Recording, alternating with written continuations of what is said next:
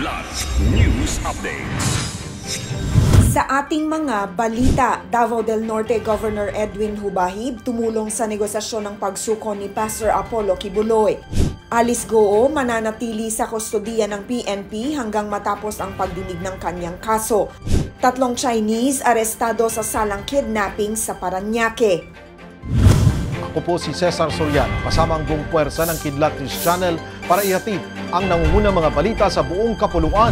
Ngayon, tumulong si Davao del Norte Governor Edwin Hubahib sa pag-facilitate ng negosasyon sa pagsuko ni Kingdom of Jesus Christ o KOJC founder and leader, Pastor Apollo Kibuloy.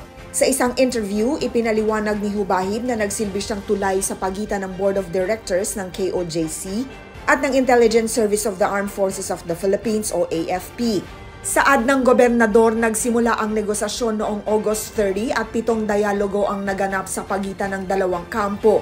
Nilapitan umano ni Hubahib ang battalion commander sa 60th IB para sa isang confidential dialogue kasama ang Board of Directors ng KOJC. Nilinaw din ni Hubahib na wala siyang personal na koneksyon kay Kibuloy at naging instrumento lamang siya sa nangyaring negosasyon. Mananatili sa kustodiya ng Philippine National Police o PNP si dismissed Bamban Tarlac Mayor Alice Goo hanggang sa matapos ang lahat ng pagdinig sa kanyang graft case na inihain sa Tarlac Regional Trial Court, saad ni Senator Riza Ontiveros. Nagpasalamat din si Ontiveros sa judiciary sa kanilang pagpayag na iwan muna si Goo sa Senado para sumagot sa mga tanong ng komite.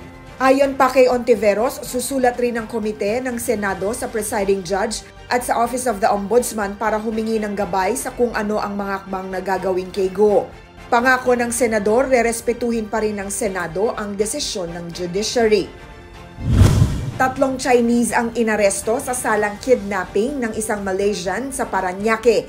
Sa ulat ng National Capital Region Police Office o NCRPO, kinilala ang mga suspect na sina Li Juechang, Huang Guanghong at Wang Yefu, lahat residente ng Shore Residences sa Pasay City.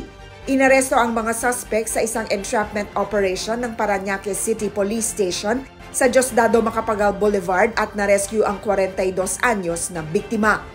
Para sa Kidlat News Updates, ako si Rosalyn Sinchonco, nag-uulat.